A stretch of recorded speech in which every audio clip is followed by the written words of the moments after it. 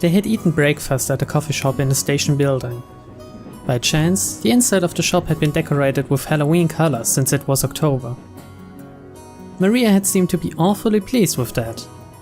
For quite some time, she talked loudly inside the train about wanting to have a Halloween festival, without caring that she was attracting the attention of others. Halloween is popular in Europe and America, but people aren't that familiar with it in Japan. The shopping district was colorfully decorated with orange pumpkins.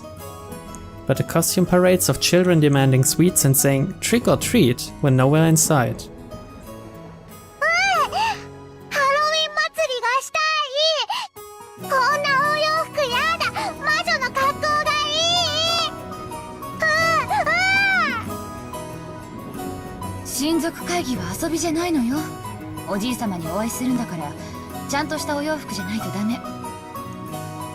While it wasn't completely full inside the train, it was really packed, with almost all the seats occupied by passengers. Maria was making a fuss among them, stomping her feet on the seat while Rosa scolded her. Rosa had warned her many times to lower her voice, but Maria hadn't obeyed her at all. Once Maria got like this, no matter how much you tried to explain the situation or calm her, she wouldn't listen. Before, Rosa used to pamper Maria and give in to her at times like this. But that had probably been a mistake. Surely, Maria had gained the mistaken impression that throwing a tantrum long enough would make her mother give up and do what Maria said. Rosa had realized that error with the help of an educational book, and since then, she had hardened a part of her heart that wanted to pamper her beloved daughter. Her mutual understanding with Maria began to grow weaker and weaker, and she began to get discouraged by her own powerlessness more and more often. Halloween! Halloween! お菓子をくれなきゃいたずらしちゃうぞ!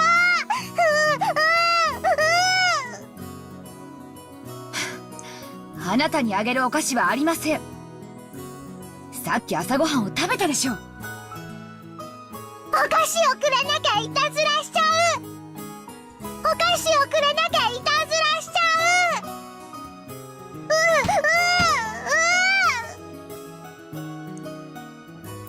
う! A stout old woman who was sitting nearby as Maria stomped her feet picked the candy out of her handbag and held it out to Maria. お菓子もらえた! お菓子もらえた! 見て見て, ママ! ハッピーハロウィーン! こらマリア! 勝手に人からお菓子をもらっちゃダメでしょ。返しなさい。いいんですよ。元気なお嬢さんですこと。おいくつです? Maybe there was no malice in the old woman's words. However, Rosa seemed to find that remark extremely humiliating. マリア! 知らない人からお菓子をもらっちゃいけないっていつも言ってるでしょ。おー、これはマリアがもらったの。やだ、マリアの。話しなさい。ママの言うことを聞けっていつも言ってるでしょ。マリアの。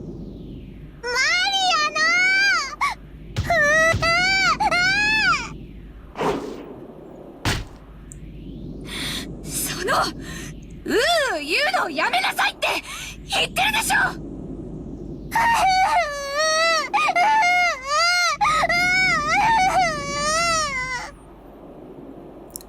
Rosa reflexively hit Maria violently on her cheek.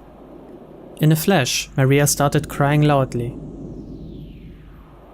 Rosa immediately took the candy from Maria's hand and pushed it back towards the dumbfounded old woman sitting next to them. うちの子に勝手にお菓子を与えないでください。ごめんなさい。Breathing heavily, Rosa once again held the candy out to the old woman.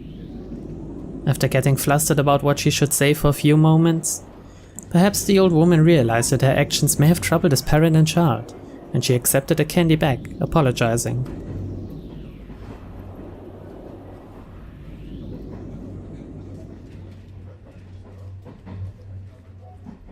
After that, Rosa finally took notice of her surroundings. Her daughter's clothes were all messed up, she was crying and shouting with her nose dripping, and there were many dumbfounded passengers watching them. Except for the sound of the train running, the interior was completely silent. Fortunately, that pitiful silence didn't last more than a short while. However, it was followed by an even more painful atmosphere as everyone began to whisper. Maria shouted, cried, kicked, and stomped her feet as usual, paying no heed to the people sitting around her. Impulsively, Rosa tried to slap her again, but she noticed the cold eyes of the people in the train, and couldn't.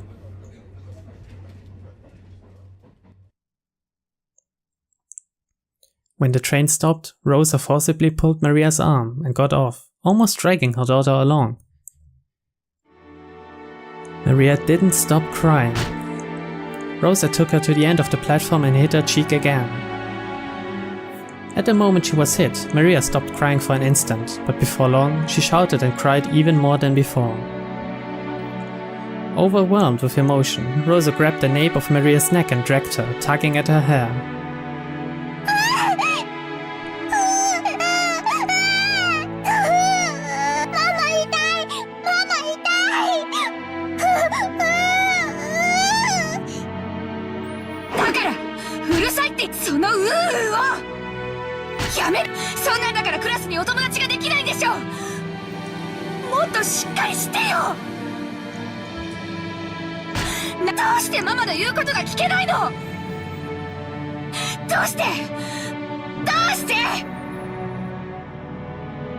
With those severe words, Rosa hit Maria's cheek over and over again. The more Maria cried and shouted, the more Rosa hit her. And the more Maria was hit, the more intensely she cried and shouted.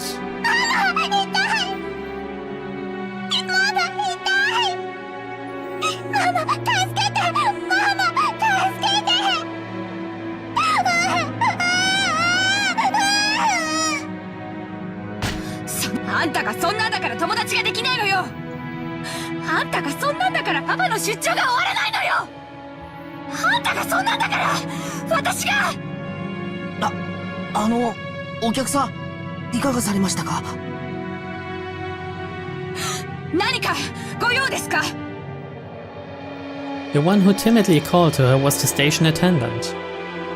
Rosa glared at the attendant with a look that said, "Don't butt into the problems of a mother and child, stranger." Of course, the attendant surely hadn't wanted to get involved either. However, Rosa had been yelling on the platform for a much longer time than she had imagined. Her emotional scolding had led the passengers on the platform to advise the attendant to call out to her. Rosa yelled at the attendant, saying not to worry anymore since they'd be getting on the next train. And then, finally, or rather for the second time, she noticed the passengers on the platform staring at her from a distance.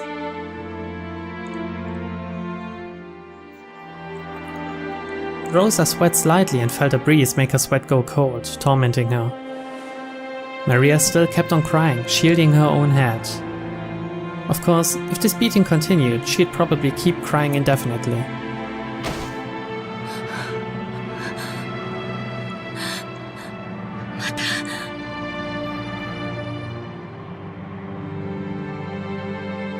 As the terrible heat in Rosa's head faded, she knew she had surrendered her soul to evil again.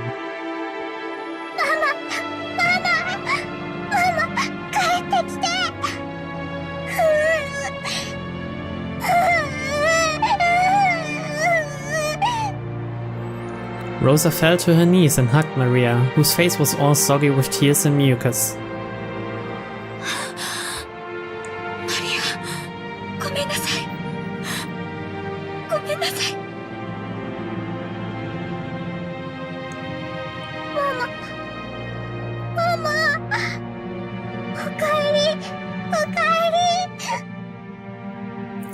Finally, Maria realized that her mother was her mother again. She clung to her mother's body and cried, burying her face in her mother's chest.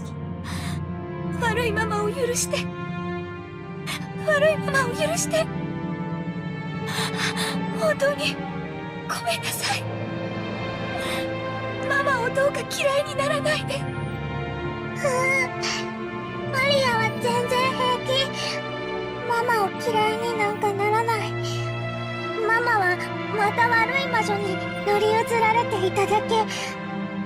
でもママが帰ってきたから平気。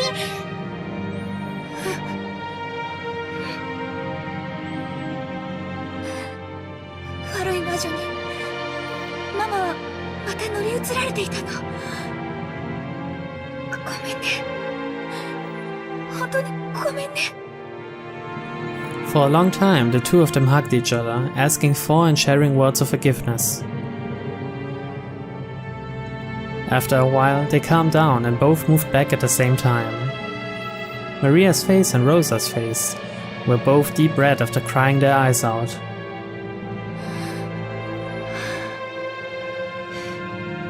マリアはハロウィンのお祭りがしたいの？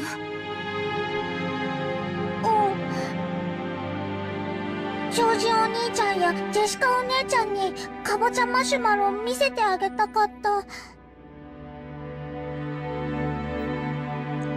It was a candy they'd been selling near the cash register at the shop where they'd eaten breakfast. A fancy sweet that had a big orange marshmallow in the shape of a jack-o'-lantern attached to the tip of a stick. Maria had wanted it and had insistently pestered Rosa for it.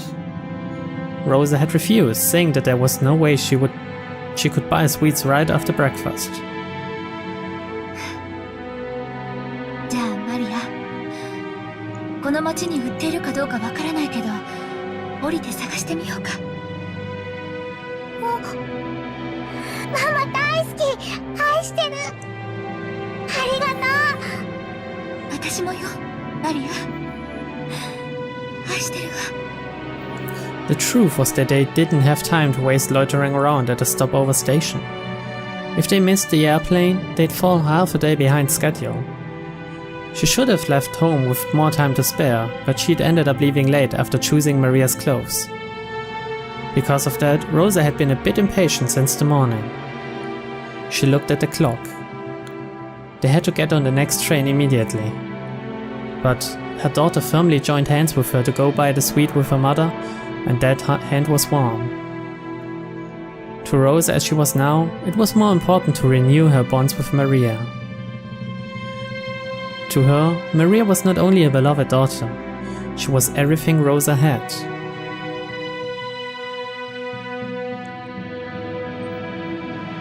Fortunately, they could see a big supermarket right in front of the station. They might not be able to find exactly the same sweet, but Maria would probably be happy with a similar one. Besides, Rosa couldn't show up with her face swelled from crying. She must fix her makeup. あれと全く同じマシュマロは見つからないかもしれないけど、似たようなお菓子があるといいね。それで、いとこのみんなを一緒に驚かそうね。うん。ママと一緒に買うお菓子なら何でもいい。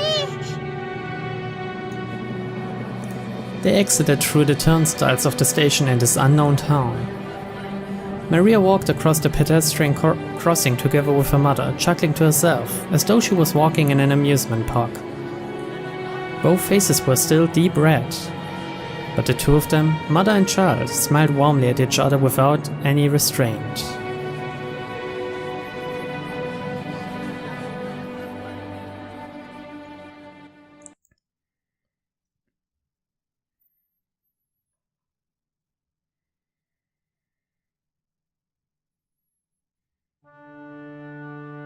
あなた、こんなところでどうされたのですか?" 君か。何でもない。考え事をするのにここが少し心地よかっただけだ。今日の準備は全て手配が終わっています。あとはお茶でも飲みながらくつろいで待とうではありませんか。すまん。君にいつも面倒なことを全て押し付けている。どうか私をもっと頼ってはいただけませんか。私はあなたの妻です。無論君にはいつも助けられているし感謝もしている。だからこそ私は私の仕事に専念できる。分かっています。お仕事のこと、そしてお父様の遺産の話ですね。君には関係のないことだ。欲深な兄弟たちの腐肉のあさり合いに過ぎる。大丈夫です、あなた。すべてうまくいきます。あなたのお仕事がうまくいかなかったことはありません。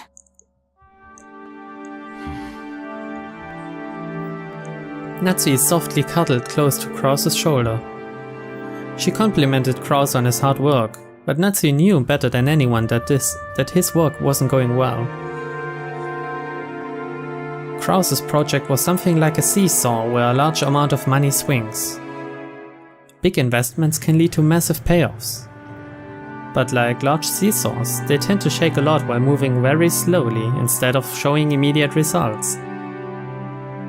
At times, it's possible to make further investments so that the seesaw inclines faster towards the side you want.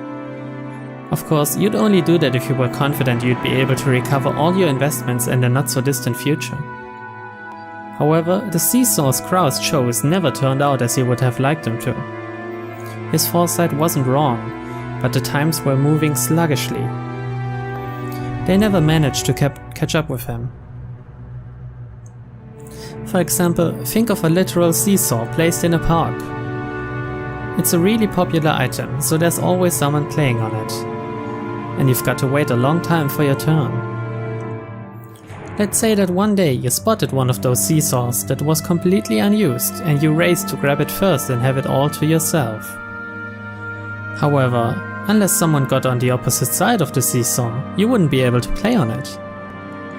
What if lots of time passed and nobody came to the opposite end? Seesaws are popular, so if you wait long enough, a companion will surely show up. But Krauss noticed something. The weather's getting worse, so nobody's coming outside to play. But seesaws are popular, so someone will surely come eventually. If he vacated his place because of the worsening weather, it would certainly be snatched away. And once again, he'd end up longingly gazing from a distance at someone else having fun on the seesaw. On one side of the seesaw, he continued to wait patiently, all alone. That was Krauss's project and his current situation. 私にもう少しの勇気と自分の先見性を信じる自信があれば、いつだって失敗はしなかった。ええ、そうです。あなたの先見性はいつも間違っていません。あなただけがお父様の才覚を受け継いだのです。他の兄弟たちが誰も受け継がなかった天性のものを受け継がれた。なのに、私はそれを信じられず、いつも臆病に自らの事業を畳んできた。なぜ自分を信じることができないのか。自分を信じられない男を誰が信じる。誰も信じない。私はいつも敗者親父にも、おふく兄弟たちにも笑われる。私はいつになったらこのコンプレックスから解放されるのだ。いつになったら。Natsui was the only one who knew. Only she knew of Krauss's anguish.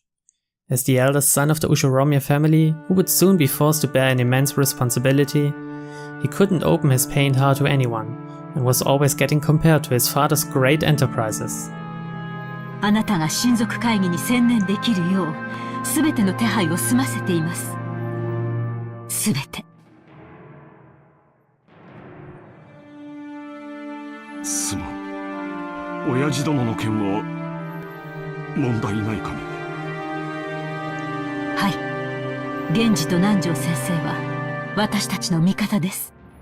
あの強欲な兄弟たちを決してお父様には合わせません。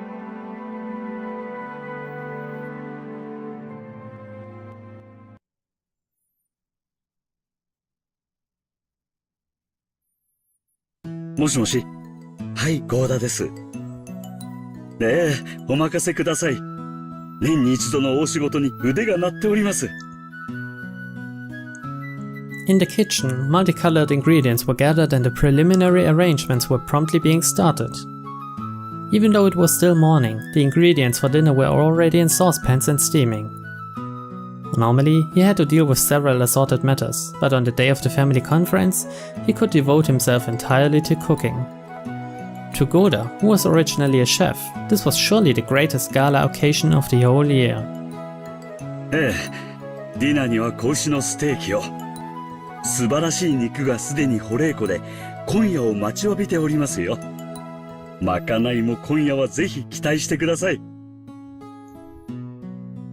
It was rare for Goda to be in this good of a mood towards his fellow servants.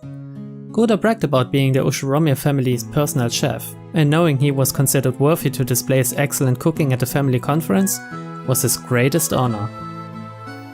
わかった。任せるのでよろしく頼む。あと、熊沢がそちらにいないか。熊沢さんですか。先ほど見かけましたが、こちらにはおりません。ゲストハウスの方へ準備に行かれたのではないでしょうか。また油を売っているのか。いや、結構だ。では引き続きよろしく頼む。ええ、万事このゴーダにお任せを。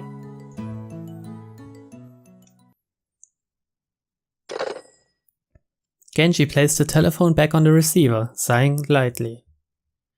Genji sighed once again, thinking of Kumasawa, who was probably hiding again even though things were this busy. And the ostentatious Goda, who only felt like doing anything on a day when he could show off. 失礼します。ゲストハウスの各お部屋の準備が整いました。お嬢様より、お子様方が泊まれるよう、4人分の用意をするようにとのご指示を賜りましたが、いかがいたしましょう。今年は6年ぶりにバトラ様がお見えになるそうだ。お嬢様もいとこ4人で夜更かしをされたいのだろう。準備するように。奥様にはお伝えしなくてよい。そうですね。かしこまりました。今夜は深夜勤で、そのまま明日は早朝勤か。しんどい2日間になりそうだな。そういえば、台風が直撃するって天気予報で言っていますね。大丈夫でしょうか。台風がよほどそれない限り、場合によっては親族の皆様方のお帰りの船に響くだろう。親族会議の日程が月曜か火曜あたりまで長丁場になるだろうが、皆くれぐれも粗相のないように頼む。シャノンは焦らぬよう落ち着いて、カノンは愛想よくご挨拶をするように。はい。注意します。注意します。大切なお客様がお越しになられる日だ。くれぐれも粗相がないように。心得ています。いつだって。ここには大切なお客様しか訪れませんから。カノン、今日は本当の意味で大切なお客様を迎える。心構えを改めるように。はい。シャノン、どうした？さっきから何かそわそわしているようだが、何か時間の約束でもあるのか？いえ、なんでもありません。失礼いたしました。姉さん、今日は大切なお客様がお越しになる日なんだよ。プライベートとは切り離すようにね。プライベートなんか知りません。As Shannon blushed just a bit, she turned her gaze away from the clock. Was it about time for the airplane carrying the family to arrive at Niijima? She tried to hide the fact that her upcoming, long-awaited reunion with George was making her heart race. But Kanon, who stood beside her, seemed to see right through her.